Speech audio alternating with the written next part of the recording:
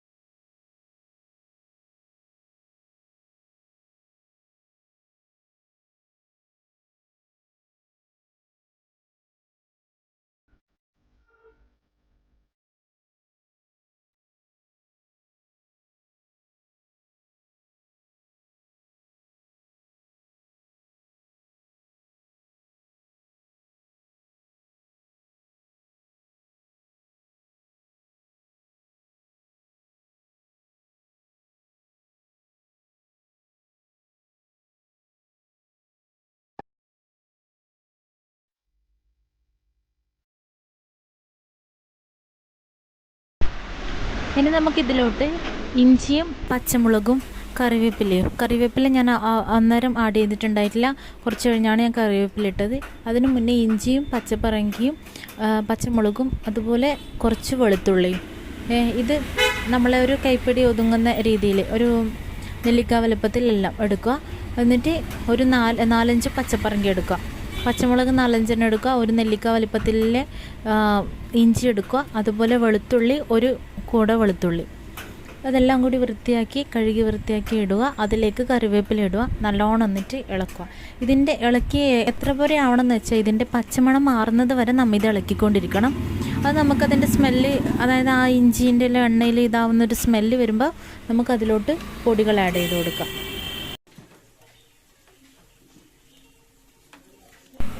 2.5 spoon മുളക് പൊടിയാണ് ഞാനിതിലേക്ക് ആഡ് ചെയ്ത് കൊടുക്കുന്നത്. അതിന് ശേഷം നമുക്ക് 1/2 സ്പൂണ് മഞ്ഞൾപ്പൊടി ആഡ് ചെയ്ത് കൊടുക്കാം.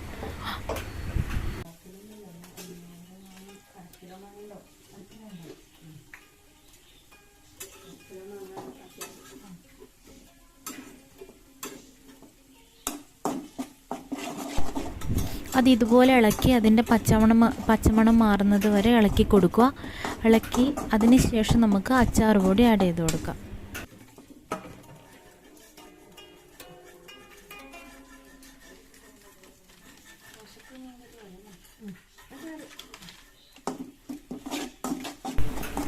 ഇതിൽ നമ്മൾ മുളക് പൊടി ആഡ് ചെയ്തതുകൊണ്ട് അച്ചാർ പൊടി ചേർക്കുമ്പം കുറച്ച് ചേർത്താൽ മതി. കുറച്ച് ചേർക്കുമ്പോൾ എങ്ങനെയാണെന്ന് വെച്ചാൽ 2 ടീസ്പൂണ് മാത്രം ചേർത്താൽ മതി അച്ചാർ പൊടി. അങ്ങനെ ചേർത്ത് നല്ലോണം ഇത് മിക്സ് ചെയ്യുക. അതിന് ശേഷം നമ്മൾ മാങ്ങ ചെറുതായി അരിഞ്ഞത് അതിലേക്ക് ഉപ്പ് മാത്രം ചേർത്ത് വെച്ചിട്ടുണ്ടായിരുന്നു. ഇതിപ്പം ഞാൻ ഒരു ദിവസം മുന്നെയാണ് ഉപ്പ് ചേർത്ത് വെച്ചത്. അങ്ങനെ ആകുമ്പോൾ ഉപ്പ് നല്ലോണം മാങ്ങയിൽ പിടിക്കുകയും ചെയ്യും, നമുക്ക് അച്ചാർ ആക്കിയപ്പോൾ തൊട്ടിട്ട് അത് ഉപയോഗിക്കുകയും ചെയ്യാം. അതിന് വേണ്ടിയിട്ടാണ്. അതുകൊണ്ട് ഇതുപോലെ മാങ്ങ നല്ലവണ്ണം ആ അരവും ആയിട്ട് നല്ലോണം മിക്സ് ചെയ്ത് കൊടുക്കാം.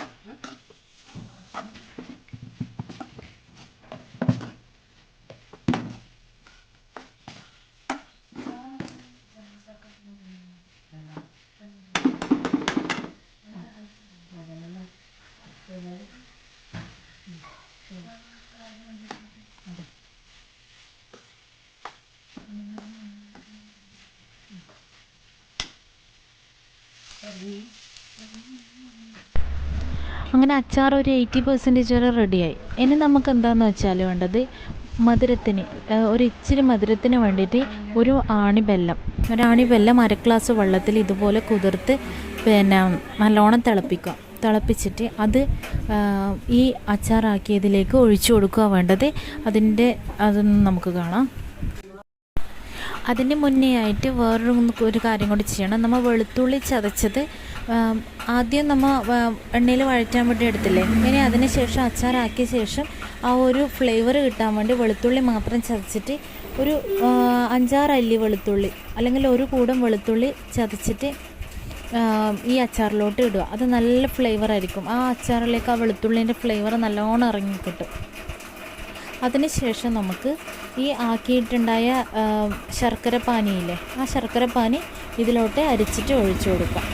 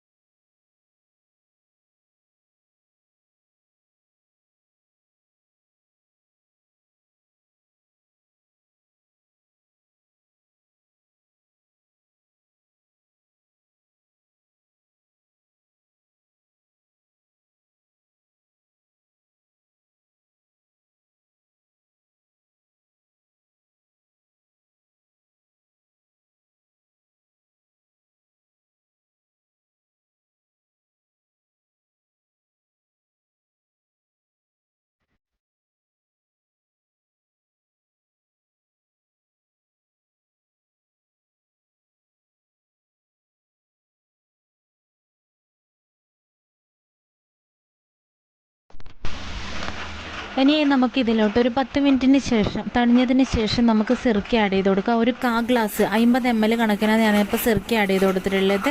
കാരണം മാങ്ങ ആയതുകൊണ്ട് തന്നെ മാങ്ങേൻ്റെ പുളിയും ഉണ്ടാവും, പിന്നെ സിർക്കേണ്ടതും നല്ല പുളി വരും. അതുകൊണ്ട് നമ്മൾ എത്ര കുറക്കാൻ പറ്റുമോ അങ്ങനെ കുറച്ചിട്ട് തന്നെ സിർക്ക ഒഴിച്ചു കൊടുത്തോ. അതിൻ്റെ ഉപ്പൊന്ന് നോക്കുക. ഓക്കെ, മാങ്ങച്ചാറിൻ്റെ വീഡിയോ എല്ലാവർക്കും ഇഷ്ടപ്പെട്ടെന്ന് വിചാരിക്കുന്നു. ഇഷ്ടപ്പെട്ടിട്ടുണ്ടെങ്കിൽ വീഡിയോ ലൈക്ക് ചെയ്യുക, ഷെയർ ചെയ്യുക, സബ്സ്ക്രൈബ് ചെയ്യുക ചാനൽ. Okay, thank you.